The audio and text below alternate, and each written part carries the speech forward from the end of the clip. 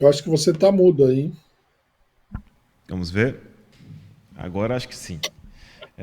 Bom, antes de entrarmos aqui nas perguntas, eu queria reforçar o convite que eu fiz logo no começo do programa. Hoje, logo após aqui a análise política da semana, teremos o CO Entrevista Especial, quer dizer, um programa de entrevista especial com os companheiros Antônio Carlos, candidato à prefeitura aqui de São Paulo, e a companheira Natália Pimenta. Tá aí o nosso card. Vocês que estão assistindo a análise política da semana, nem saiam, né? Daí nós vamos fazer logo em seguida a análise política da semana, o CO entrevista especial com os companheiros Antônio Carlos e Natália Braga, a respeito, né, da campanha do Partido da Casa Operária. Nestas eleições faremos aí todo um balanço, uma discussão política, das nossas propostas, enfim, um debate aí, uma entrevista com os companheiros que estiveram também nas ruas aí, com a nossa programa, com as nossas bandeiras e reivindicações nesta campanha eleitoral. Bom, eu quero já fazer a primeira pergunta, Rui. Na verdade, são duas aqui, né? Do companheiro Vitor, de Pernambuco, inclusive candidato à prefeitura de Recife. Ele pergunta: a eleição em dois turnos é um mecanismo é um mecanismo democrático? No Brasil, ela serve para forçar um partido como o PT a se aliar à direita para vencer as eleições? O mecanismo das eleições em dois turnos, ele serve para o seguinte, serve para fazer a população votar no candidato que ela não queria votar. Então, no primeiro turno, você tem aí o candidato à direita, da esquerda, etc. Aí vão dois candidatos, né? Tinha quatro candidatos importantes. Os eleitores dos outros dois candidatos agora têm que votar, quer dizer, não teria que votar. Uma fantasia isso. Mas o pessoal acha importante, acha que isso aí é decisivo e tudo mais. Teria que votar num candidato que ela não escolheu.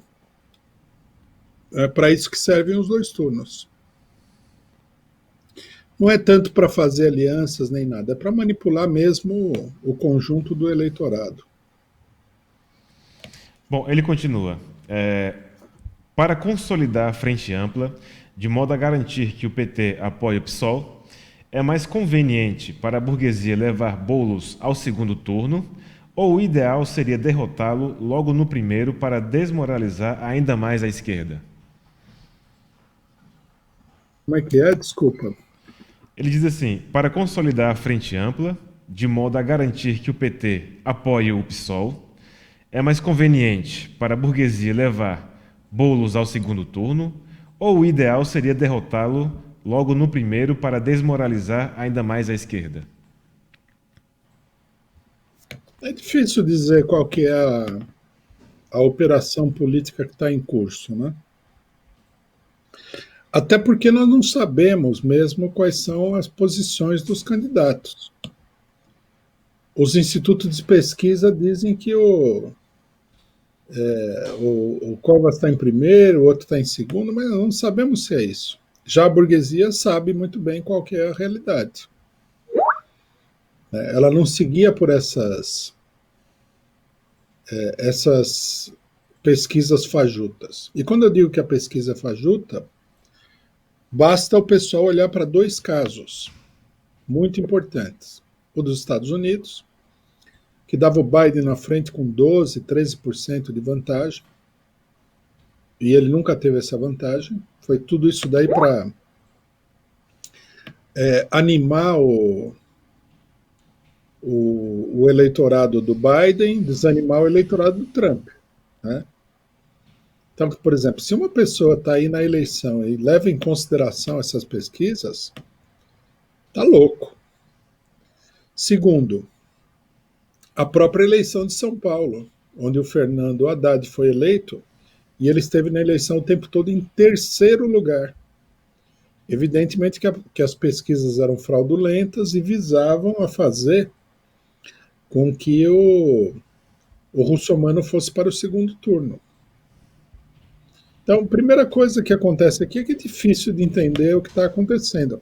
Nesse momento aqui, embolou todo mundo em segundo lugar. Quer dizer que a pesquisa está indicando o seguinte: agora nós vamos revelar qual é a realidade dizendo que no finalzinho da campanha embolaram, papapá, papapá. Isso é tudo uma manipulação.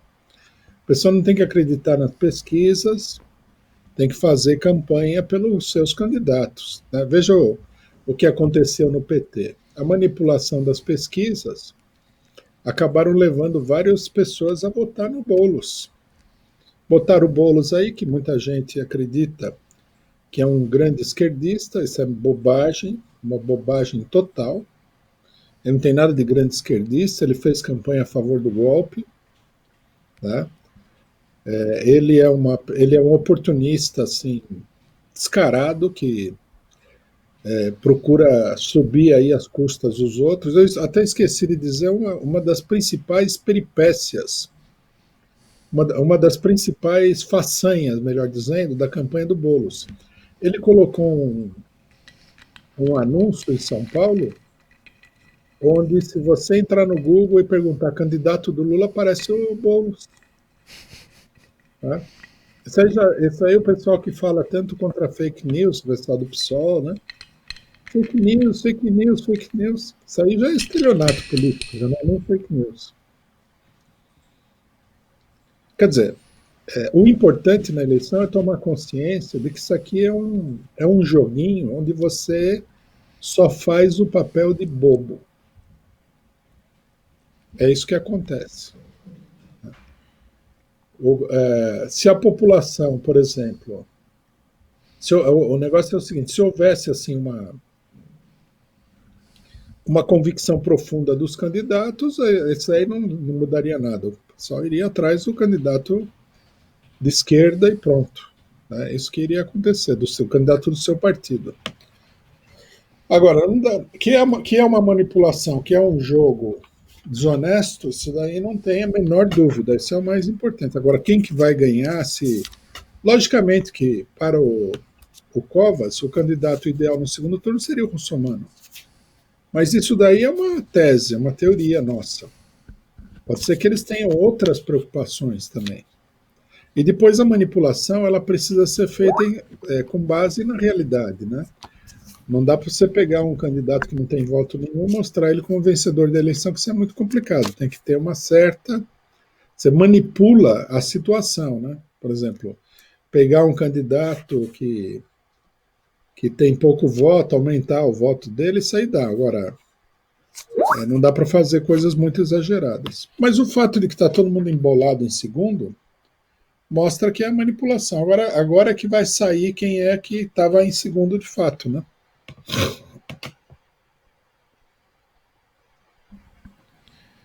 Bom, vamos lá. Eu queria agradecer aqui o superchat do companheiro Ernesto Abdala Filho, companheiro Kratos, né, que renovou a sua assinatura aqui no canal, companheira Adonise Meirelles, Vote 29, Vote PCO, o voto consciente, companheira Maria Ângela Abducci, também com seu superchat, companheiro Everton Máximo Pereira, muito obrigado. Mais uma vez, companheira Maria Ângela Abducci, PCO 29, companheira Marla Aquino, também fazendo o upgrade da sua assinatura aqui na COTV, companheiro Mauro Sou, diz o seguinte: Covas foi o mal menor contra Maluf. A primeira coisa que fez no governo foi esmagar uma manifestação de professores na Paulista com tropa de choque e até cães. Mas desta vez tinha votos da esquerda. É um comentário, na verdade. Não sei se o Rui quer comentar. Isso daí foi o panorama político em São Paulo no último período. O PT optou em diversas oportunidades pelo mal menor. O mal menor era sempre o PSDB. Por aí você vê, né?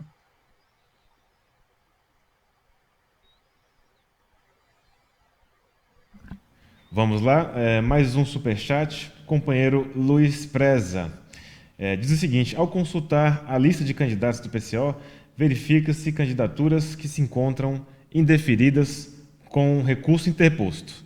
Caso o indeferimento transite em julgados, o voto será nulo? Em geral, né, isso aí não transita em julgado, porque teria que ser julgado pelo STF. antes de chegar no STF, como o candidato não vai ser eleito, a causa, né, perde a razão de ser. Aí, se o voto vai ser nulo ou se o voto vai ser válido, é uma questão que vai ficar na decisão de Sua Majestade Imperial e Diviníssima, o TSE e o STF, mas principalmente o TSE. Né? O Deus de todos os deuses, etc. E tal, ultrademocrático, civilizado, científico, o TSE, que só faz estripulia e falsifica as eleições há 50 anos no Brasil. Agora, eu acho assim, os companheiros que apoiam o PCO devem votar no PCO. Por quê? Porque se o PCO. Não, esse negócio do voto útil, isso aí é um pega-trouxa. Não existe voto útil. Não existe mal menor, não existe nada disso. O que é preciso é fortalecer uma política determinada. Você gosta da política do PCO, acha que ela é correta? Vote no PCO, independentemente de qualquer coisa. Não vote num candidato pequeno burguês, safado, picareta, que vai ficar a serviço da burguesia só porque alguém falou que isso aí é o mal menor, que o outro candidato é pior. Você nem sabe se ele é o mal menor. O Biden não é mal menor em relação ao Trump, isso é uma mentira. O Biden é o representante do pior que existe no mundo. Não pode ser o mal menor. Como é que pode ser o mal menor o imperialismo norte-americano? O que teria de pior que o imperialismo norte-americano? O imperialismo intergaláctico do Darth Vader? Não faz sentido isso daí. Né? Não vote no mal menor. Vote naquilo que você acredita. Porque senão você vai passar a vida inteira, né? Aparece o mal maior e o mal menor. Aí você vota no mal menor. Na eleição seguinte, o mal menor é o mal maior, daí você vota no mal menor. Na outra eleição, né, mal maior e mal menor, você vota no mal menor. Quer dizer, isso daí é como se você fosse um hamster que estivesse correndo naquela rodinha, você entendeu? Você tem a impressão de que você está indo para algum lugar, mas você só está andando na rodinha. O mal menor e o voto útil é andar na rodinha. Tem que votar nisso daí. Tem que votar. Você tem que batalhar por aquilo que você acredita que é certo. Né? Não seja um hamster eleitoral. Companheiro Jesus é o Caminho, membro aqui da CELTV há 1 ano e 3 meses, pergunta: em minha cidade, o PT local se uniu ao candidato a prefeito do partido Avante, numa coligação que tem PSB, Solidariedade, PROS e PL, além dos clássicos PCdoB e PDT. Dá para esperar o que disso? Nada de bom.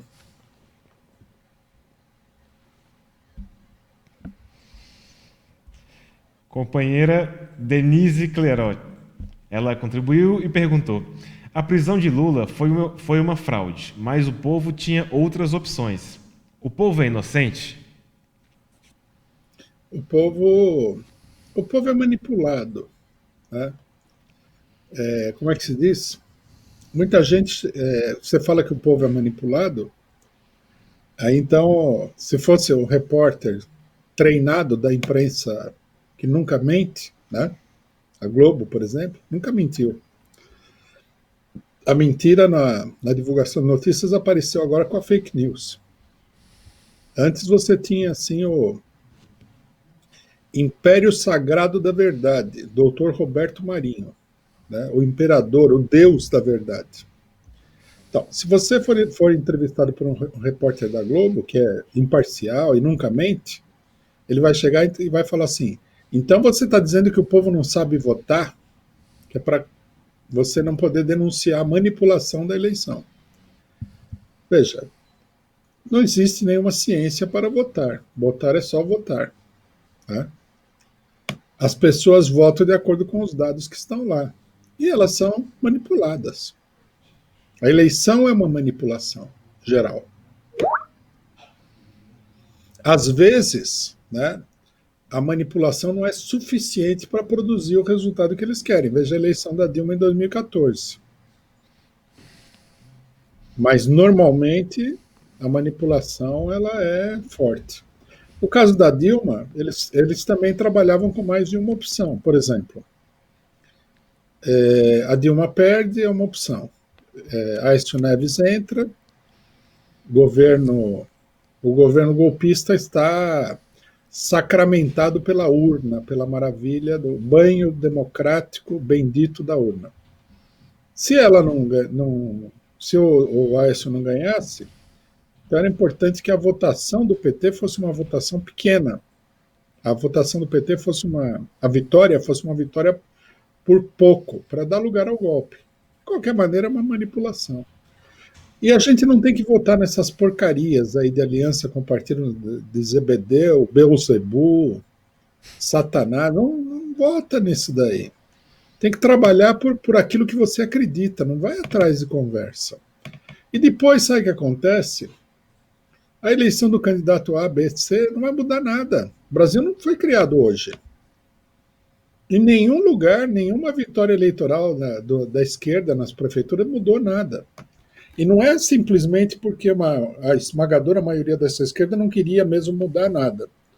É porque, para você mudar a coisa, você teria que derrubar toda a estrutura que existe lá. Prefeito não é Deus. Governador não é Deus. Presidente não é Deus. A burguesia simplesmente não deixa você fazer o que você quer. Ponto final. Tem a dívida, tem a Câmara de Vereadores, tem o Tribunal de Contas, tem o Tribunal Eleitoral. E se você aprontar muito, eles vão lá no Tribunal Eleitoral e caçam você, que foi eleito pelo povo. Então tem que parar com esse negócio de atribuir um valor divino à eleição. Né? O Brasil está aí há muito tempo, não mudou nada nesse país aqui. Se a eleição fosse o caminho para transformar as coisas, o Brasil já seria a pátria do comunismo. Porque tem eleição desde 1822 no Brasil, pelo menos. Nós também, em 2020, são 200 anos de eleição e a coisa só piora aqui. Só tem vigarista no governo, só tem gente extremamente safada. Veja só, depois da derrubada, depois do fim da ditadura, os governadores no Brasil, os governadores de São Paulo foram Quércia, Fleury, Covas, Dória, Alckmin, Dória. Quer dizer, há uma sucessão de monstruosidades. Por quê? O povo gosta disso daí? O povo gostava dessa gente? Porque uma coisa é certa, quando eles terminam o governo, ninguém nem vota mais neles. O Quércia, se ele concorresse aí para zelador de parquinho de diversão municipal, ele ganhava a eleição, quando ele terminou o negócio. E ele tinha sido uma das pessoas mais votadas do país.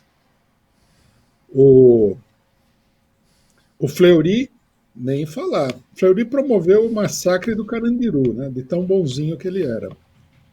O Covas morreu. O Alckmin, na eleição passada, teve 4% dos votos. O Dória vai chegar um momento que ninguém vai poder nem olhar na cara dele. Hoje ele é cotado para presidente da República. Agora, o que o voto fez nesse período aí? Nada. No municipal, o PT ganhou 3 prefeituras. Quem mora em São Paulo sabe que isso daqui é cada vez pior. Cada vez pior. Então, não pode, né? É uma fantasia. Você, tudo bem, vota na eleição. Nós, por exemplo, do PCO, nós entramos na eleição para fortalecer a nossa política, não porque nós estamos querendo aqui mudar o mundo pela administração municipal, estadual. Isso aí não vai acontecer. A única solução é uma revolução. Você tem que fazer política para ir agrupando as forças para uma mudança real, que tem que ser uma mudança radical da situação política e social. Tem que derrubar essas instituições. Por meio dessas instituições, nós não vamos para lugar nenhum. Então, esse negócio de falar, na minha cidade o PT se aliou com Conde Drácula, Satanás, o fantasma, isso aí não vota nisso daí. Não vota. Isso aí você está votando para alimentar a fantasia política do pessoal. É um voto contra você mesmo. É preciso construir uma força política que seja efetivamente honesta. Aí qual que é a pegadinha, né? A pegadinha é a seguinte: o pessoal é muito bom, mas é muito pequeno. Tudo bem. Então vota no grande. Você vota no grande, aí você tem 20 anos do PSDB em São Paulo. Vota naquilo que é viável. O que é viável? Aquilo que a burguesia mostrou que era viável.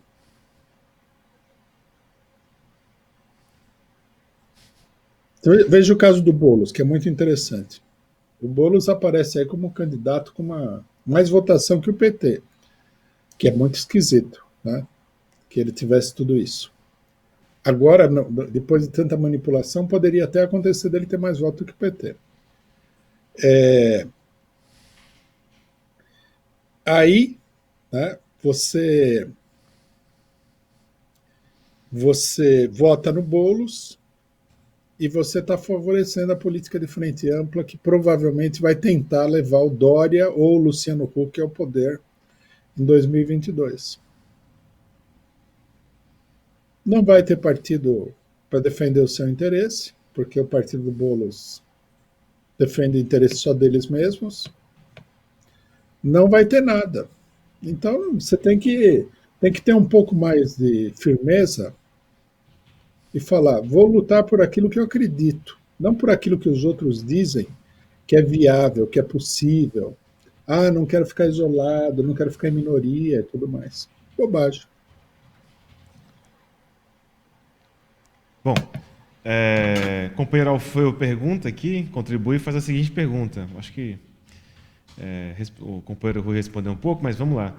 Até que ponto a participação do trabalhador na eleição burguesa é importante para a sua consciência político-revolucionária?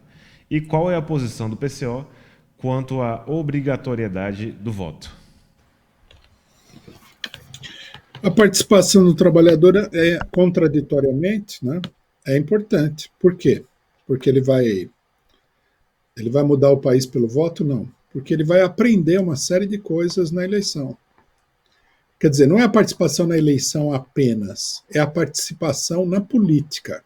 A atuação política do trabalhador é fundamental.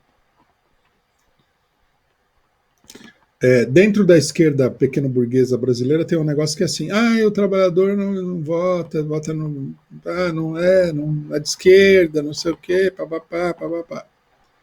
Mas tem que ver também que ninguém vai lá, né, fazer o trabalho de educação política do trabalhador, fazer ele participar. Nos partidos, os candidatos todos, na sua maioria, são os pequeno-burgueses de universidade, não são trabalhadores nem nada. Tem cota para mulheres, negros, índios, de tudo.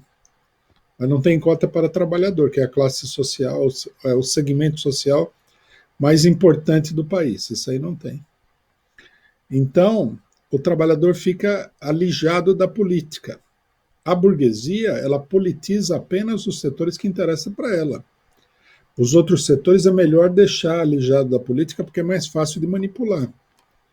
Então, o problema seria ir ao trabalhador e procurar despertar, né, a atividade política dele, a consciência política dele. E o voto, né, a eleição, é uma forma de fazer isso daí. O que você está fazendo quando você chama o trabalhador a votar? Você está pegando uma ilusão que ele tem de que o voto muda alguma coisa. Num primeiro momento, os trabalhadores nem têm muito essa ilusão, eles acham que o voto não muda nada. E muita gente acha que isso daí é uma evolução da consciência de classe, mas não é. É, na verdade, um estágio anterior. Ele não acredita na política, é isso que ele está dizendo. Quando, na verdade, ele teria que entrar na política para depois se desenvolver politicamente para uma política revolucionária. Né? Então, é preciso, nesse sentido, levar o trabalhador à política. E ao votar, ele vai começar a perceber o que, que acontece? Logicamente que ele vai perceber se houver uma organização política que esclareça, que explique, que denuncie, tudo mais, né? Mas a participação política e eleitoral do trabalhador é importante, não há dúvida nenhuma. Bom, próxima pergunta. Companheiro Ilquias de Paula pergunta o seguinte: se o PCO eleger um prefeito, como governar sem ter uma base sólida na Câmara? Como aprovar projetos populares dentro desse pântano sem fazer acordos? E eu agradeço aqui o superchat do companheiro René Bastos da Silva. Então, na hipótese que é descartada nessa eleição de acontecer uma coisa dessa, que aconteceria, logicamente, que numa situação política distinta da que nós temos hoje, com muito mais mobilização operária e popular, o governo municipal de um partido revolucionário teria que se apoiar na mobilização popular permanente. Então você decide fazer A, B ou C. A primeira coisa que tem que fazer não é mandar o projeto para a Câmara, é levar o projeto para ser discutido com a população em todos os bairros populares da cidade. Fazer grandes assembleias populares, discutir o projeto, etc. e tal, né? E mobilizar a população. Com essa mobilização, colocar pressão sobre a Câmara. Aí você fala, mas se a Câmara vai votar porque está sendo pressionada, porque você discutiu em todos os bairros populares, a população quer aquela política e tudo mais, e aí você faz atos públicos em frente à Câmara, eles vão votar? Bom, não sei. Mas se não votarem, vai crescer, né, o antagonismo entre a população e a Câmara.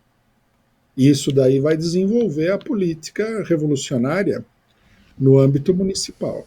Agora, vocês podem ver que nenhum candidato de esquerda tem a menor disposição de fazer uma coisa dessas.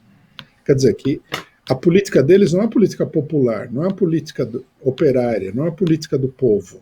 É uma política de combinação com a burguesia. O que vai acontecer com todos os esquerdistas que forem eleitos é que a primeira coisa que eles vão fazer é a seguinte: acabou a eleição, eleitorado, vá para casa, não se mobilize e tal. Aí o cidadão lança um projeto. Aí ele vai lá, a primeira coisa que ele faz é ir na Câmara, costurar o projeto com os vereadores do Bolsonaro, do Dória, do Witzel, do Diabo a 4, para ver se ele consegue passar. Daí o vereador direitista fala, olha, se você cortar, o seu projeto tem 10 cláusulas, se você cortar essas 7 aqui, ficar só essas 3, e modificar a segunda aqui, aí a gente pode conversar. Isso é o governo de esquerda. Eu desafio qualquer um a me mostrar que esses prefeitos de esquerda vão procurar governar apoiados na mobilização do povo. Não vai acontecer de jeito nenhum.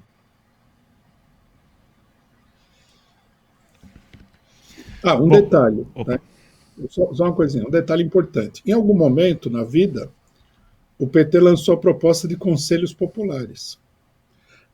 Uma proposta que era tão revolucionária que a ONU indicou como uma proposta boa para todos os países, né?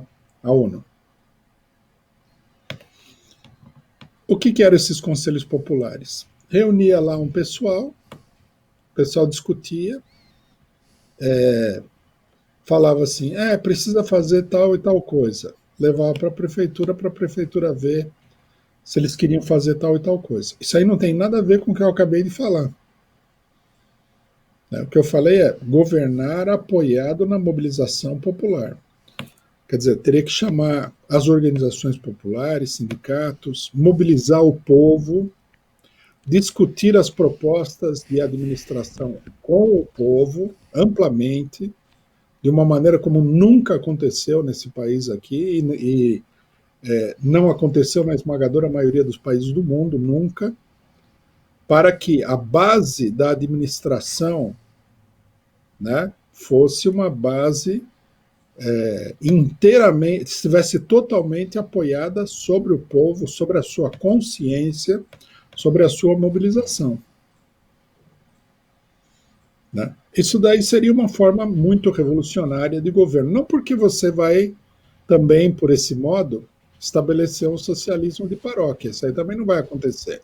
Mas porque esse tipo de proposta impulsiona a luta de classes. Impulsiona a consciência popular, impulsiona a organização do povo. Se você faz isso em alguns municípios, você pode fazer isso em caráter estadual e nacional.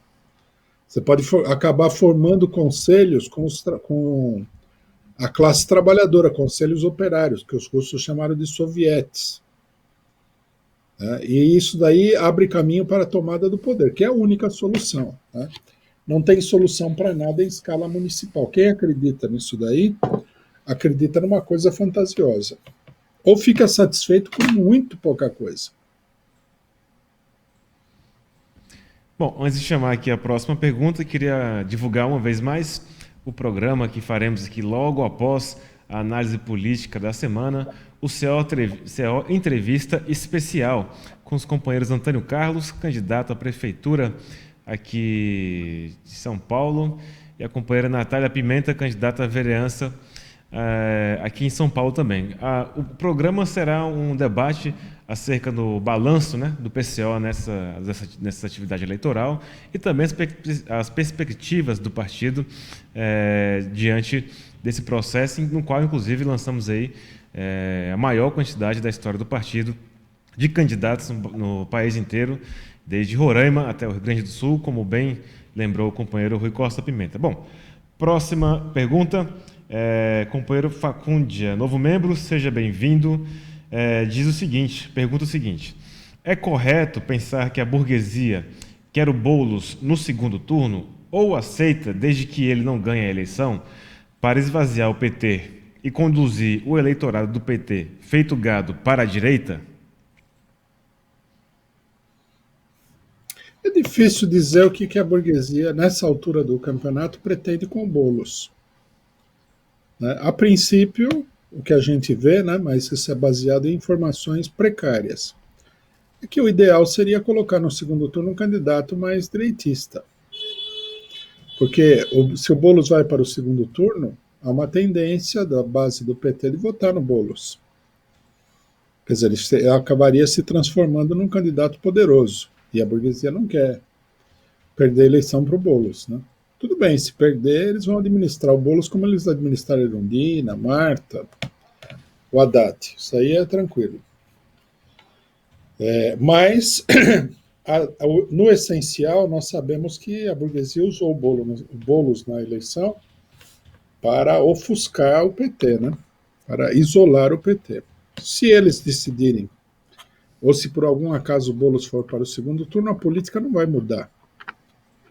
Se ele não for, ele cumpriu o que pareceria ser o resultado mais imediato da manobra, que era impedir que o candidato do PT fosse para o segundo turno. Se ele for, a política vai continuar exatamente a mesma, só que vai adquirir uma característica mais abrangente. Não sei lá, usar o Boulos como figura nacional, para rivalizar aí com a candidatura do Lula, não sei o que eles estariam pensando. É difícil de entender. Normalmente na eleição acontece isso. A eleição ela é toda um jogo de esconde-esconde.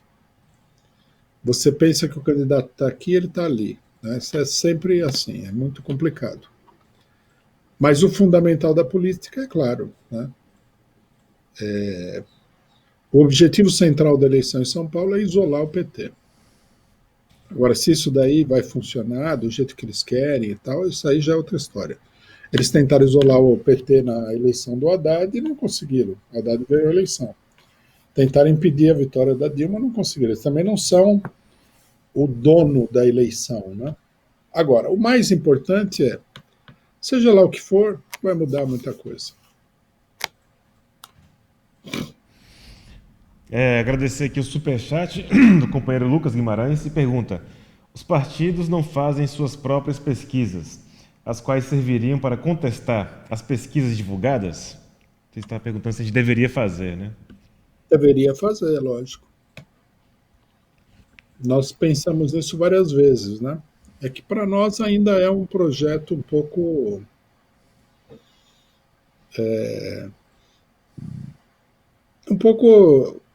pouquinho acima daquilo que a gente está fazendo hoje, mas eu acho que não vai demorar, nós vamos estar fazendo isso também. Bom, que o PT não faça, os partidos grandes não façam, isso aí mostra. Às vezes eles fazem, mas de caráter interno, né, para eles saberem. Tem essas pesquisas. Mas deveriam fazer para disputar a opinião pública, no caso. Desmascarar a farsa da burguesia, tudo. Bom, próxima pergunta, companheiro Kaed Mods. Pergunta o seguinte: o que você acha de A, Positivo, a empresa de um empresário curitibano bolsonarista, ter vencido a licitação para o fornecimento das urnas eletrônicas de 2022? Eu não tinha visto essa notícia, mas mostra que o negócio é muito avacalhado, né? Mas isso aí é a eleição nacional ou a eleição em Curitiba, no Paraná? Precisaria ver, né? Não está claro aqui. Não sei se a burguesia iria gostar também dessa possibilidade aí. Companheiro Leonardo Andrade faz a contribuição, muito obrigado. E pergunta: Rui, o PSOL denunciou que o gabinete do ódio está atuando massivamente contra Boulos e Manuela no WhatsApp. Como combater o gabinete do ódio? Precisa ver o que é o gabinete do ódio, né? Na minha opinião, isso é campanha eleitoral. Isso aí eu não sei se. Também não vi nada disso em particular. Pode ter, pode não ter. Se tiver. Ele fala Boulos e Manuela. Já me parece meio fraudulenta a colocação, porque contra os candidatos do PT não tem nada disso. Bolsonaristas, eles gostam do PT, mas não gostam da Manuela e não gostam do Boulos. Isso aí é meio esquisito, né? O problema é o seguinte, ó, isso daí é uma farsa. Gabinete do ódio, tudo, é uma farsa. Quem controla a eleição não é o gabinete do ódio, é o Globo. O que é o gabinete do ódio perto da Globo? O Globo tem mais da metade da audiência do país inteiro. Baita monopólio. Todo mundo que se deixou levar por esse negócio de fake news e tudo mais, caiu numa armadilha besta. Porque o que pode ser mais fake news do que a Rede Globo, do que a Rede Bandeirantes, do que a Record, do que a Folha de São Paulo, o Estado de São Paulo? A pessoa que começa a acreditar nessas coisas, de gabinete do ódio e tudo mais, começa a santificar a imprensa burguesa, que é a maior usina de mentiras que existe no mundo. Nos Estados Unidos, eles fizeram uma campanha contra as fake news, cujo objetivo era censurar todos os apoiadores do Trump nas redes sociais, que eles fizeram. Aí o que acontece na eleição? Quem controla a eleição é o New York Times, Washington Post, CNN. E esses aí são muito mais mentirosos do que os outros. A burguesia procura dar à imprensa capitalista um ar assim de instituição respeitável, mas isso aí é um prostíbulo político. Todo mundo sabe. Quem que não viu a imprensa capitalista na campanha pela derrubada da Dilma? Esse negócio do gabinete do ódio aí, muito provavelmente como é que se diz? O Boulos levanta a bola dele mesmo, né? Quando ele fala Boulos e Erundina, Boulos e Manuela, aí já fica clara a farsa, né? Porque contra a Benedita da Silva no Rio de Janeiro não tem gabinete do ódio. Contra o PT na Grande São Paulo, onde o PT está bem colocado, não tem. No Nordeste, os candidatos do PT que estão em primeiro não tem gabinete do ódio, só o Boulos. Boulos é o inimigo mortal do bolsonarismo. É Boulos e a Manuela, não é o Lula. Na eleição, o Boulos teve 500 mil votos, o PT teve 40 milhões de votos. E o pessoal está preocupado com o Boulos e não com o PT? É uma farsa isso daí. Agradecer aqui o superchat do companheiro Marlon Silva, muito obrigado. O companheiro Gilson Dorbi também contribuiu, muito obrigado. Guilherme Ferraz contribuiu e pergunta o seguinte: nesta semana o Rui mencionou que leu na imprensa de esquerda estadunidense sobre os movimentos do setor de esquerda do Partido Democrata. Ele poderia indicar quais para termos acesso a essas mídias? Bom, tem alguns jornais da imprensa esquerdista norte-americana que são bem conhecidos. Nós temos aí, por exemplo, que é uma esquerda moderada, né? Tem também uma esquerda que se apresenta como revolucionária. Vou indicar aqui. Da esquerda mais moderada, nós temos um site chamado Common Dreams, que acho que é commondreams.org ou .com ou .com, não sei, mas é fácil de achar. Aí tem um grande número de gente que é ligada, inclusive, ao Partido Democrata. São gente de esquerda, alguns são são socialistas, se dizem socialistas, outros nem tanto, mas agrupa um grande número de jornalistas aí de esquerda. Nós temos outro órgão que é da esquerda norte-americana, é um órgão chamado Democracy Now!, também é democracy now alguma coisa aí, .org, .com. Nós temos um que costuma ser mais esquerdista, mas também tá. Todos esses estão com o Biden, né? Mas criticam o Biden também, é um negócio meio confuso. Chamado Counterpunch. Tem um que está publicando no Brasil também, que é a revista Jacobin. E aí à esquerda você tem Partido Comunista, você tem alguns grupos trotskistas que atuam nos Estados Unidos. E é mais questão de procurar ver quais são os grupos que têm presença nos Estados Unidos. Todos eles trazem alguma informação que você vai montando o quebra-cabeça, né? Tem outros também. Eu estou citando alguns que são mais conhecidos. Bom, o companheiro Alfredo tinha perguntado era a posição do PCO a respeito da obrigatoriedade do voto. Obrigatoriedade do voto.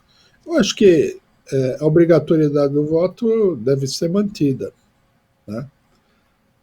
Tem setores que falam assim que é uma imposição, mas não é imposição nenhuma. Você só tem que ir lá votar, não é uma coisa simples. Agora, o problema principal é o seguinte: no Brasil, se o voto for facultativo, o que vai acontecer num primeiro momento, durante um certo tempo, e pode ser que seja durante muito tempo, dado o nível de organização político e social da população brasileira. O número de pessoas que vai votar é muito pequeno, vai diminuir drasticamente. E nós sabemos que quanto menos gente vota, mais favorável a situação fica para a direita na eleição, que é uma eleição antidemocrática. Bom, queria dar as boas-vindas à companheira Maria Clara, seja bem-vinda aqui à Causa Operária TV. Companheira Lenise, ela fez duas perguntas, né? Ela diz a primeira pergunta seguinte: por que os candidatos do PCO estão sempre sob júdice? E a segunda pergunta, que ela mandou logo depois, que tem a ver, é um comentário que ela votou em um candidato nosso e não conseguiu eleger, né? Bom, qualquer candidato nosso que ela votou não conseguiu eleger. Os candidatos do PCO não estão todos sob júdice, é uma parte dos candidatos. E isso daí se deve, em primeiro lugar, é uma coisa que muita gente não entende, o pessoal vai votar todo empolgado, escolher uma menor e tal, mas não entende o seguinte: a eleição, em grande medida, é uma farsa, dominada por uma burocracia monstruosa. Você quase não pode fazer campanha eleitoral, as restrições são gigantescas, né? A cada ano aumentam as exigências burocráticas para você lançar um candidato. E é tudo bobagem, tudo isso daí é para impedir o pessoal de lançar candidato, é para dificultar a campanha eleitoral para ganhar os candidatos da burguesia, logicamente. Quanto mais democrática a campanha eleitoral, menos a burguesia vai ter o poder sobre a eleição, né? Então, nós sofremos, né, em grande medida com isso daí. Nós temos dificuldade em todos os lugares, veja que nós estamos lançando candidatos aí em mais de 80 cidades, quer dizer, para todo mundo aí cumprir todas as exigências e tal é complicado. Tem que entender que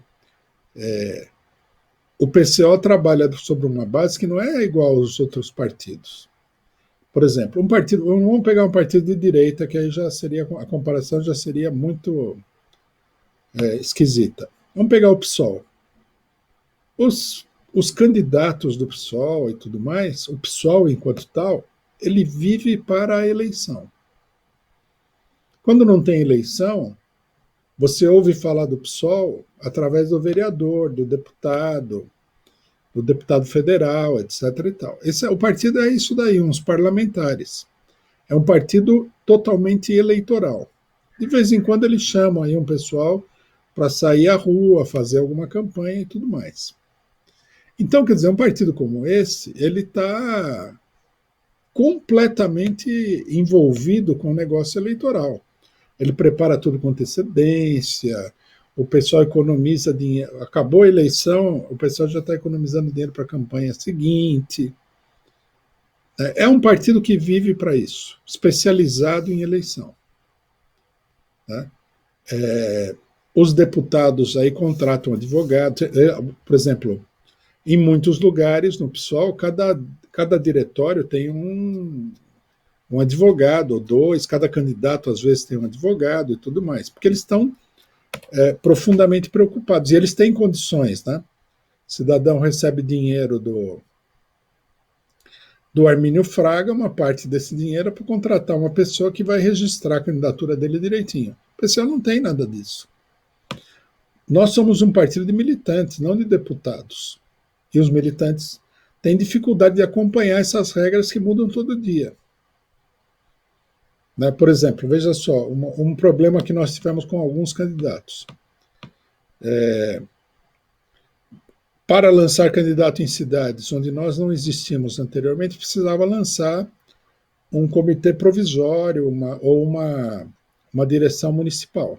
Para lançar a direção municipal, você precisa apresentar, isso daí era uma coisa sempre simples, o endereço de uma sede.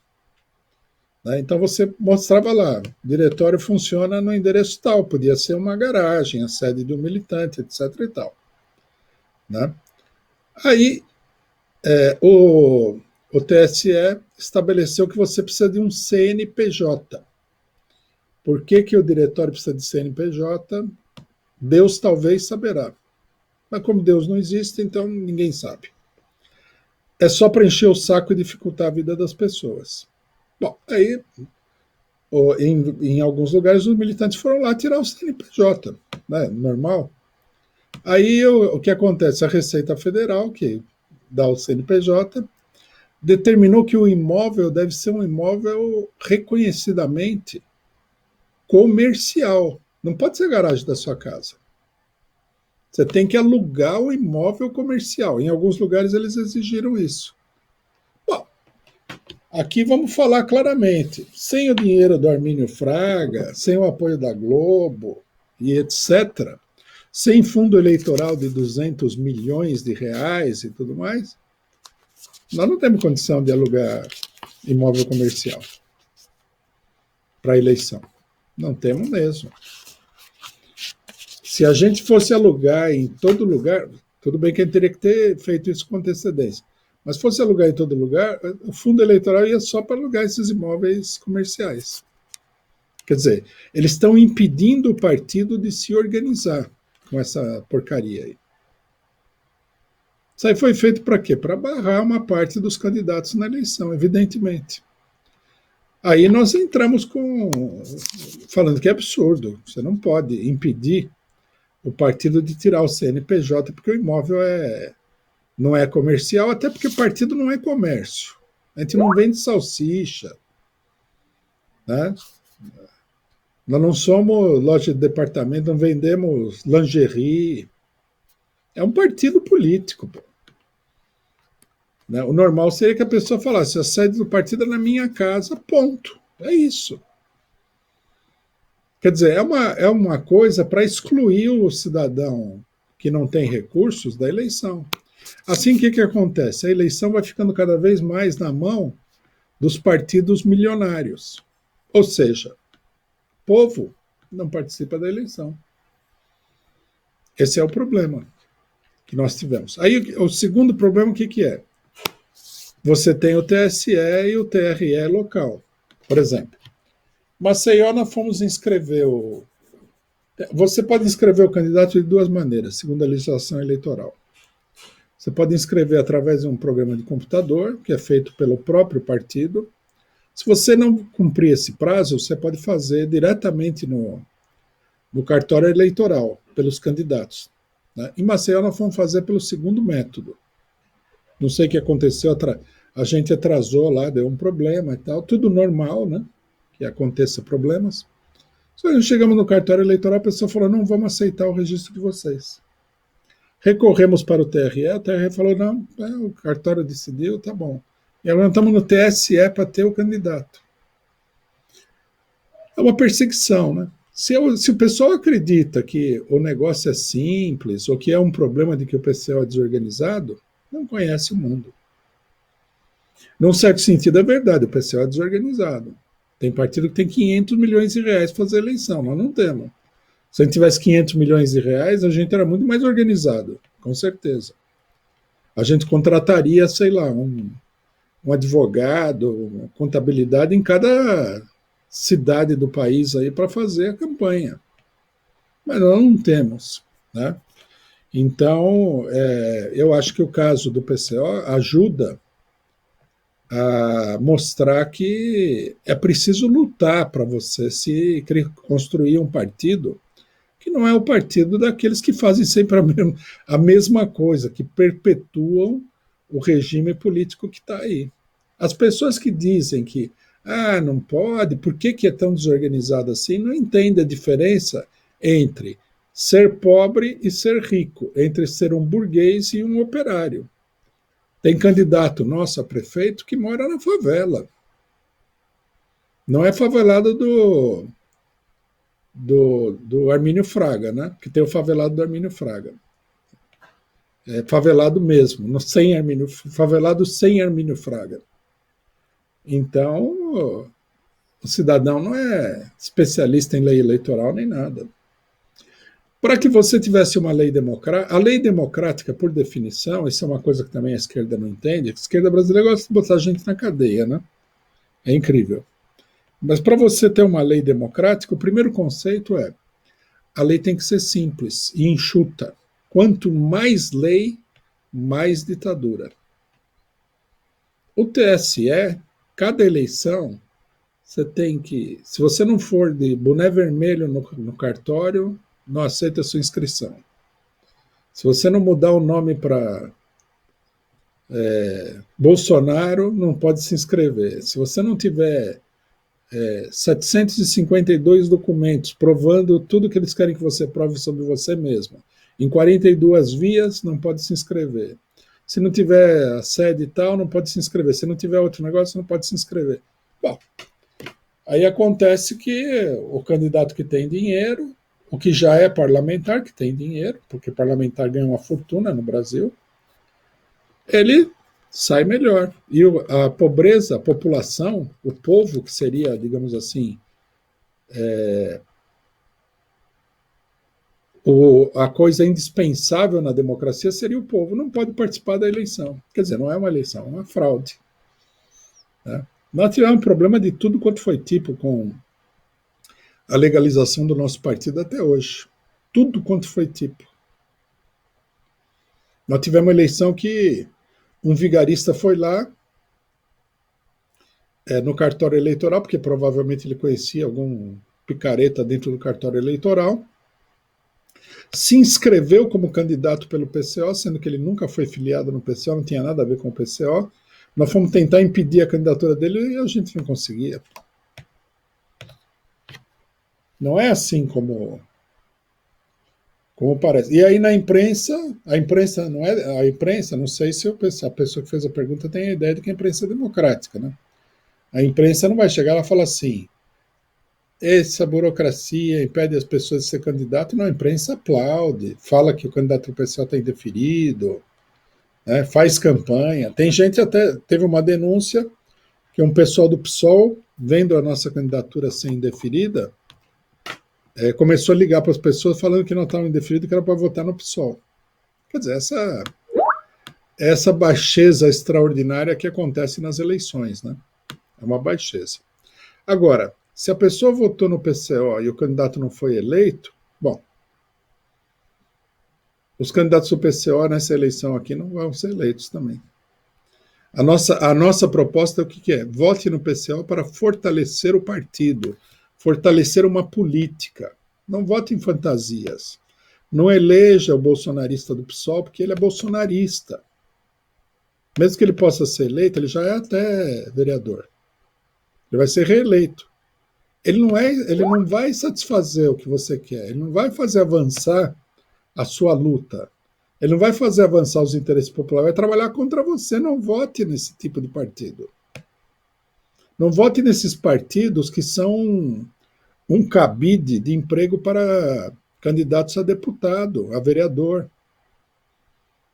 Né? O PSOL, por exemplo, o cidadão recebe dinheiro do Armínio Fraga. O PSOL tem aí, sei lá, 1.000 candidatos a prefeito. Quantos que não estão sendo financiados por empresas privadas, Armínio Fraga, instituições imperialistas? Você sabe? Alguém sabe? Esse Wesley Teixeira, que recebeu o dinheiro da Armínio Fraga, ele tem a maior pinta ele é da favela, ele é negro, né? Ele tem toda aquela aparência de isca saborosa para a pessoa morder o anzol. Ele, sabe o que ele é? Ele é um candidato dos banqueiros. Se ele é da favela ou não, não sei, mas também não sei, não quero nem saber. Não é porque a pessoa nasceu na favela que ele é revolucionário, né? Quem acredita nisso é muito ingênuo. Tem que fortalecer uma determinada perspectiva política. O PCO é o partido que mais lutou contra o golpe, pela liberdade do Lula, pelos direitos democráticos da população, pelos direitos, pelas conquistas dos trabalhadores que estão ameaçadas, contra o fascismo, nas ruas, que chamou ato público. Fortaleça essa perspectiva.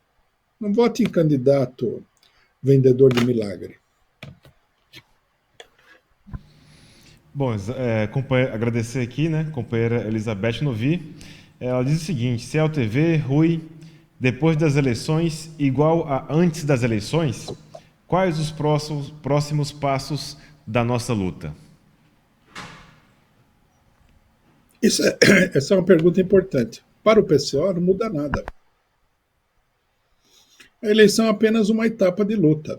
Nós estamos lutando pelos mesmos objetivos. Os outros partidos não. Eles fora da eleição eles ficam em picuinhas para angariar aí popularidade barata. Durante a eleição eles vendem milagre para se eleger. Se elegem, não fazem nada de nada de nada de nada. Quando não fazem coisa muito ruim, né? Veja que alguns deputados de esquerda votaram ali a anistia para a Universal e um monte de coisa contra a população. Para o PCO, não. Acabou a eleição, nós vamos continuar na campanha, podemos fazer algum ajuste na política, né, com base na eleição, no fato de que a eleição acabou, mas é a mesma coisa. Vamos entrar em outra campanha política, vamos estar nas ruas, vamos na periferia, vamos distribuir panfleto. Esses partidos, por exemplo, cujos aderentes frequentemente falam que a culpa é do povo, eu não vou distribuir panfleto na periferia fora da eleição. O único panfleto que eles distribuem é santinho eleitoral. PCO não. PCO é um partido que vai para as ruas para defender o interesse do povo 365 dias por ano. É um partido de combate, não é um partido eleitoral. Bom, indo aqui para a próxima pergunta, inclusive tem a ver com o tema. Companheiro Luiz Preza pergunta: o trabalho que a juventude do PCO faz ao lado das comunidades e toda a divulgação que você e todos os companheiros fazem nos programas da COTV, não é mais importante, não é mais relevante que se submeter à fraude eleitoral? É que, para nós, o que nós estamos fazendo agora é a mesma coisa que a gente faz sempre. Nós não estamos fazendo nada diferente. Simplesmente que, como a população, né, é mobilizada até um certo ponto, né? No Brasil a situação é muito peculiar, pela própria burguesia para participar da política, então a gente deve aproveitar isso daí para fazer a campanha nesse âmbito. Mas é a mesma campanha, a mesma atividade. Quem acompanha o PCO não tem a menor dúvida que nada mudou aqui. Não houve mudança nenhuma, é a mesma política de antes e não vai haver mudança nenhuma não. Não houve mudança particularmente importante do período pré-eleitoral para as eleições e do período das eleições para o período pós-eleitoral. Então, nesse sentido, nós não estamos nos desviando da nossa atividade, pelo contrário, nós só estamos aproveitando uma situação em que a população é limitadamente chamada a se posicionar politicamente para ampliar a nossa atividade habitual. Ampliar ou realizar, né? Porque na campanha eleitoral, não sei se. Bom, foi ampliada porque a gente recebeu o fundo eleitoral, publicou mais material do que de hábito, né? Essa coisa toda. Mas é isso. Não tem nada de especial. E a nossa política é a política tradicional dos partidos revolucionários. Né? A eleição é só mais uma campanha. Não tem nada de especial.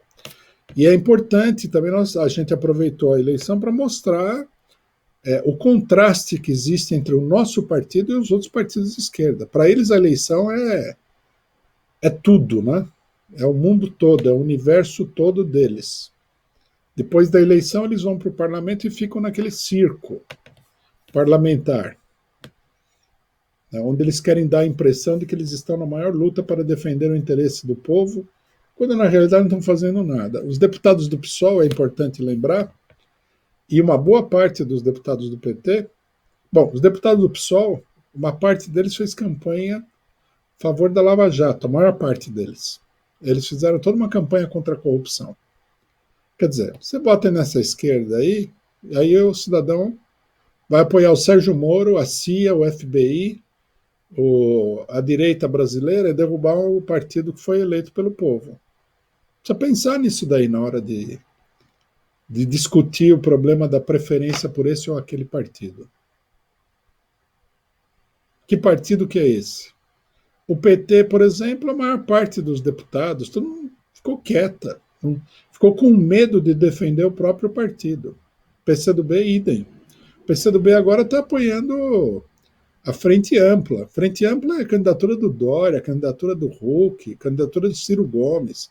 O Ciro Gomes, que muita gente falava que era de esquerda, escreveu essa semana uma carta rastejando diante do imperialismo norte-americano. Quer dizer, é preciso superar essas fantasias, né?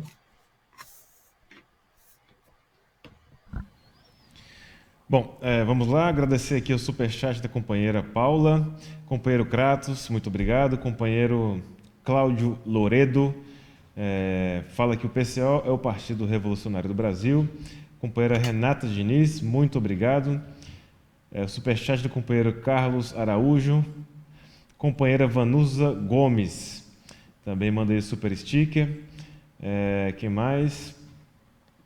Companheiro Kaed Mods contribui, comenta o seguinte: urnas das eleições presidenciais de 2022 serão fornecidas por empresário bolsonarista.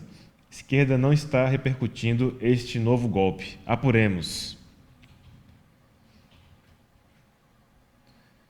Já foi Bom, falado.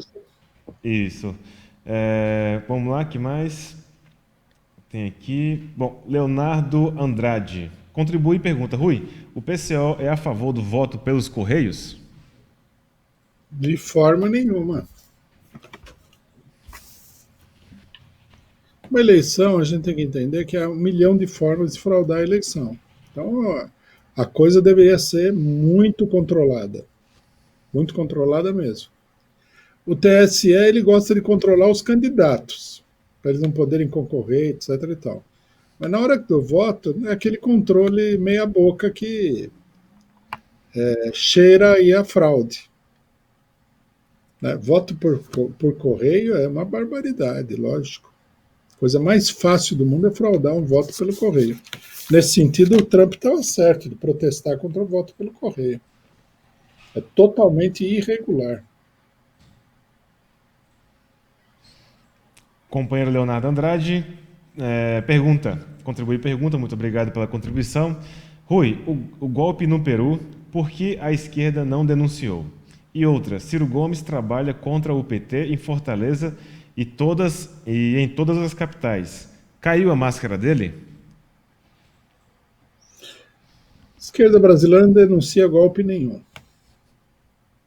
A esquerda, inclusive, na maioria dos casos, apoiou os golpes.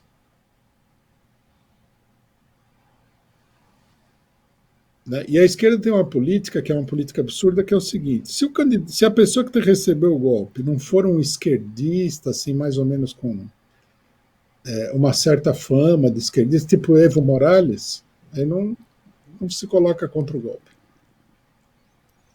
Mas, em geral, também eles não denunciam o golpe. Por exemplo, o que está acontecendo no, no Equador, ninguém fala nada. É natural que ninguém fale nada do Peru. Eles acham assim, golpe ruim é quando é contra um amigo seu. Isso é um grave erro, viu? Gravíssimo erro. Golpe é golpe. Não tem amigo. Se você não combate, tá, a política antidemocrática da direita, você vai acabar sendo vítima dessa política antidemocrática. E aí tem a confusão, né? Por exemplo, a esquerda brasileira apoiou o golpe na Ucrânia. Segundo eles, era um movimento popular. A hora que o golpe saiu vitorioso, você não via nenhum movimento popular. Você viu um monte de gente com a suástica no braço e tal. Queimaram dirigentes sindicais dentro de uma sede sindical, mataram um monte de gente. Quer dizer, nada de revolução popular. Golpe. Apoiaram até o golpe no Egito. Esse golpe que foi dado pelos militares egípcios, conhecidos aí como uma coisa ultra-reacionária. Né? O Egito é um dos lugares onde o Biden mantém aí os centros de tortura norte-americanos, o democrático Biden e tal. O pessoal apoia o golpe dos militares contra o governo civil, porque o governo civil, veja só o truque, ele era islâmico, então ele não é a favor da liberdade da mulher e tal. A ditadura militar deve pegar as mulheres de esquerda e torturar no calabouço da ditadura, mas não fala nada contra a liberdade da mulher. Né? São essas coisas totalmente sem sentido aí da esquerda pequeno-burguesa. Então, quer dizer, a esquerda não é contra o golpe. Ela é indiferente aos golpes de Estado. Para ela, o golpe de Estado é um acontecimento menor na política. No Brasil, a maior parte da esquerda apoiou o golpe. Né? Aí o PSOL fez uma manobra. Eles apoiaram o golpe até o fim. Quando o golpe se realizou, eles foram lá e votaram contra o impeachment. Que é isso que eles fazem, votar a favor e contra. Né? Eu diria assim, muito obrigado, mas isso aí não serve para nada. Bom, vamos lá, nosso tempo está bem apertado. Aproveitar e já colocar a divulgação do programa que faremos logo aqui em seguida da análise política da semana, o CO Entrevista em especial, especial, com os companheiros Antônio Carlos, candidato à prefeitura aqui, está aí no card, divulguem para os seus amigos, companheiros, colegas. Logo aqui em seguida, a análise política da semana, companheiro Antônio Carlos, candidato à Prefeitura de São Paulo pelo PCO, junto com a companheira Natália Pimenta, candidata a vereadora também aqui em São Paulo. Não perca, logo aqui em seguida da análise política da semana, o programa CO Entrevista Especial, o PCO e as eleições. Vamos lá. Mais perguntas. Antes de mais, agradecer a contribuição da Monique FC, muito obrigado. Vamos aqui ver.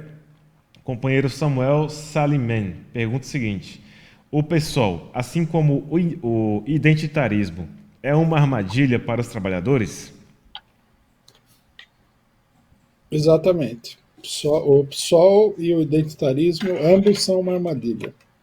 O que acontece com o PSOL, né, que muita gente não entende?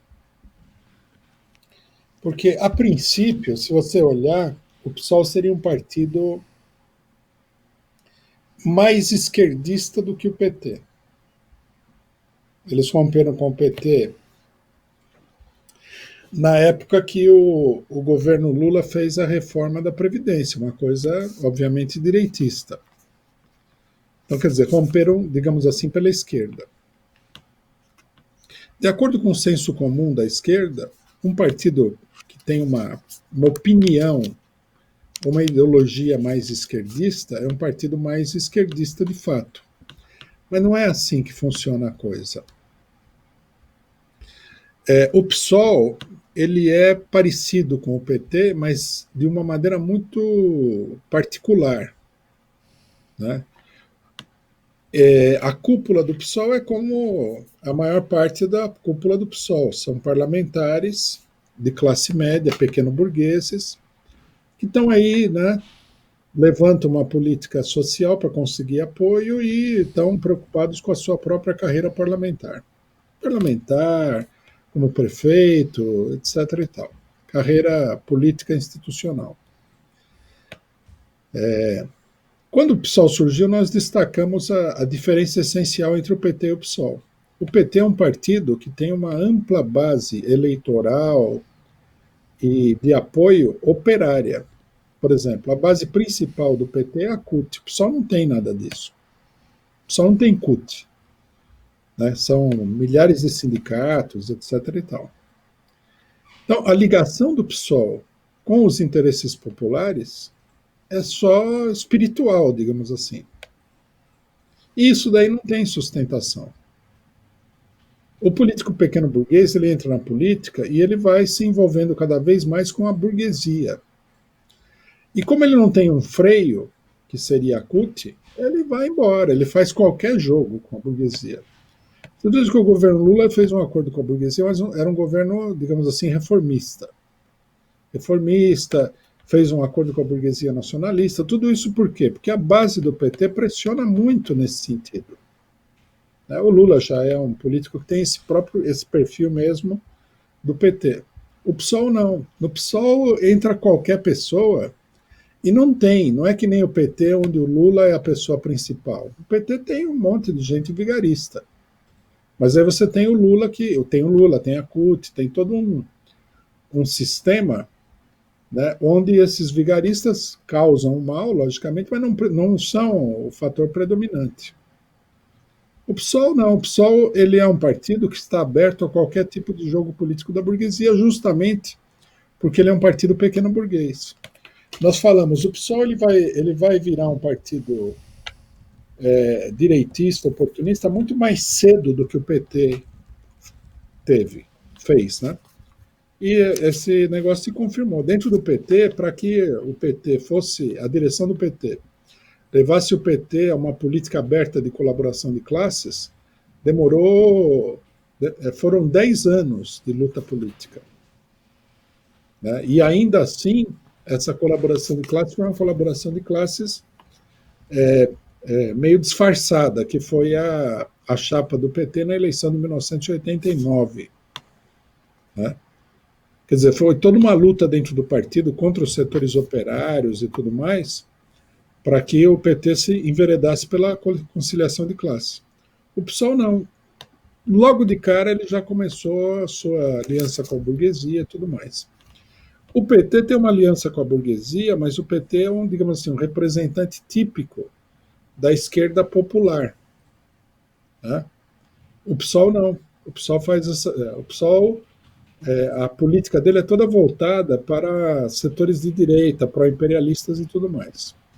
Então, nesse sentido, ele é um grande problema. Os partidos pequeno-burgueses da Europa, que nós vimos, são parecidos com o PSOL, o Podemos, o Syriza e outros, todos eles rapidamente se transformaram num apêndice da política imperialista.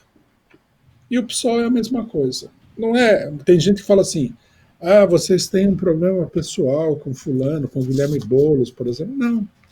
Nós já criticamos gente do PSOL, a Heloísa Helena, por exemplo, que foi candidata do PSOL e que era linha dura contra o direito de aborto das mulheres. Né? Ela era uma das maiores defensoras de que as mulheres que abortassem tinham que ser colocadas na cadeia, veja bem, não é que ela tinha uma política suave, era uma política mandar para o presídio, essa maravilha de presídio aí.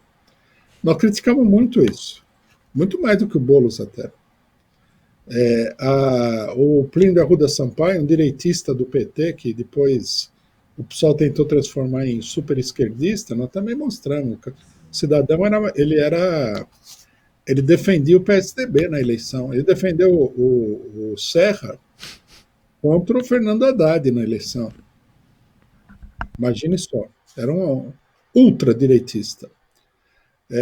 A Luciana Genro, a musa da Lava Jato, nós atacamos também. Não tem nada a ver com Boulos, não. Isso tem a ver com um partido que está aí aberto a todo tipo de negociata com a direita pró-imperialista, e que, ao mesmo tempo, se passa por esquerdista. Marcelo Freixo, no Rio de Janeiro, candidato da Rede Globo, depois renunciou à candidatura para que o Paes do DEM fosse eleito. Né? Isso é uma enganação total, é um cavalo de Troia. Tem que ser denunciado mesmo.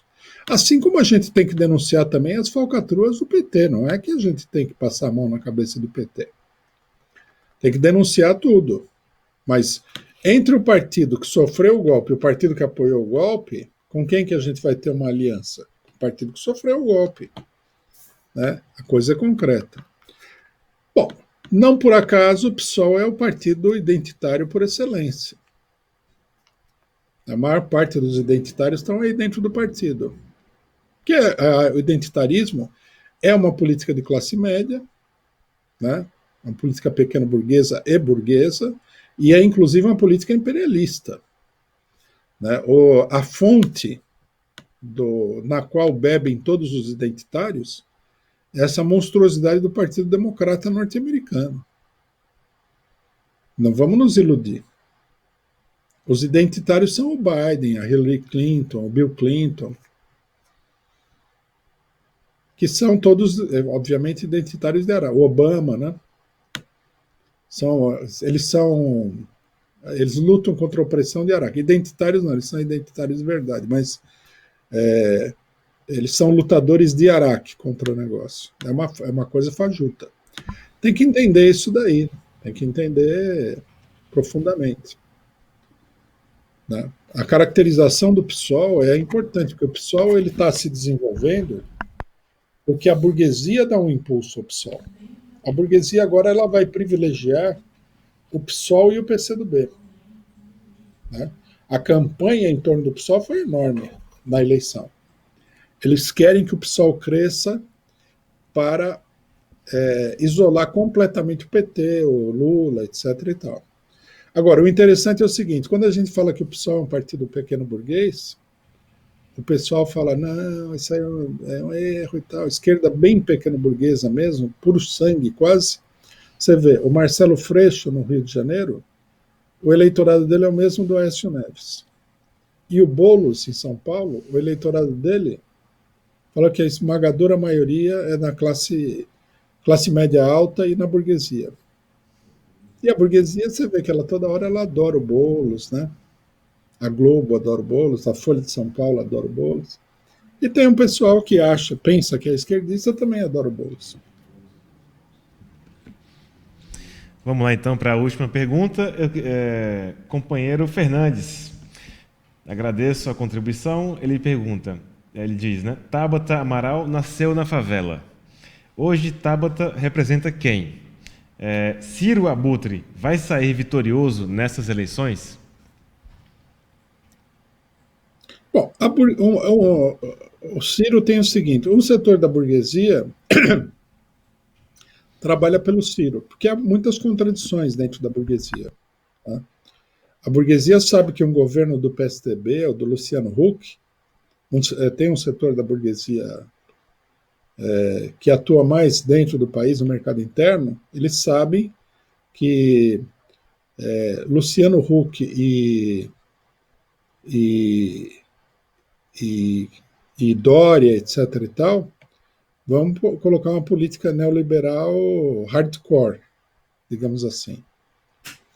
Então, eles impulsionam o Ciro Gomes como sendo assim um atenuante dessa política, embora ele, no governo, provavelmente vai fazer uma política quase que idêntica à dos outros. E, por outro lado, a burguesia de conjunto impulsiona o Ciro porque, evidentemente, que ele é a pessoa, né? Ele é oligarca do Ceará, ele tem uma posição no Nordeste, é um partido burguês que está recolhendo apoio em todos os lugares, é financiado pela burguesia e tudo mais. Eles acham que é um instrumento fundamental em dividir o eleitorado do PT. Né? Então, eles estão jogando pesado aí com o Ciro Gomes. E o Ciro Gomes, ele, logicamente, que ele tem o maior desejo de ser eleito presidente, já escreveu carta para o Biden, né? Se oferecendo para entregar a Amazônia para o Biden, tá? Essa coisa toda. Bobo é quem acha que o Ciro Gomes é de esquerda, né? Esse é muito bobo. Bom, tem mais um superchat, Rui, que é o companheiro... deixa eu pegar o nome dele. Reflexão sempre, ele pede para comentar o vídeo dos 2 angolanos que foram espancados. Não sei se você chegou a ver esse vídeo. Não vi, não. Mas o que a gente vai comentar? No Brasil, dos identitários aí, onde todo mundo só elogia e tal, burguesia civilizada, né? Porque a burguesia... no Brasil nasceu uma burguesia civilizada, né? Nunca houve burguesia civilizada, mas no Brasil existe uma burguesia civilizada. O tratamento do pessoal é esse o tempo todo, da população negra. E aí a esquerda fala que tem que botar na cadeia, tem que aumentar a população prisional, né? Então, é por isso que eles apoiam a Kamala Harris, o Biden também, porque eles aumentaram. A população prisional dos Estados Unidos já chegou a 3 milhões, né? Mas, veja bem, 3 milhões de pessoas encarceradas, né? Acho que nem todos são encarcerados, alguns estão cumprindo a pena fora. Mas se você pegar todas as pessoas afetadas por esse sistema, você vai para mais de 6 milhões de pessoas. E a maioria é tudo preto e pobre. E mulher também, que foi pega aí no negócio do tráfico e tudo mais. Mas eles são identitários, então eles defendem, mesmo que eles coloquem milhões de negros na cadeia e eles façam uma devastação na comunidade negra, eles colocaram uma mulher negra na vice-presidência, não compensa? Imagina o negro que está na cadeia lá, que de acordo com a lei do Biden, cometeu 3 crimes, é prisão perpétua. Você pegou prisão perpétua, mas você tem a Kamala Harris. Não é uma vantagem? Não é maravilhoso? Bom, vamos encerrando aqui então a análise política da semana. Agradeço a todas as perguntas que foram enviadas. Eu quero desejar boas-vindas aí aos companheiros que se tornaram membros aqui da CELTV no dia de hoje. Agradecer os superchats, enfim, a importante contribuição, colaboração aqui para a Causa Operária TV. Mais uma vez, convidar a todos que estão aí, não saiam daí, finalmente, após a análise política da semana, vamos apresentar aqui o CO Entrevista, com o companheiro Antônio Carlos, candidato à prefeitura aqui de São Paulo pelo Partido da Causa Operária, e a companheira Natália Pimenta, candidata a vereadora aqui em São Paulo também. Vamos discutir, fazer perguntas, debater, fazer um balanço da atividade partidária nessa campanha eleitoral e também discutir as perspectivas, né, da luta do partido daqui para frente. Enfim, não saia daí, logo dentro de alguns minutos entraremos aqui ao vivo com o programa CO TV Entrevista, ao vivo com os companheiros Antônio Carlos, a companheira Natália Pimenta aqui nos estúdios da CO TV. Deixo aqui um grande abraço e uma boa tarde a todos. Fiquem aí conosco na Causa Operária TV.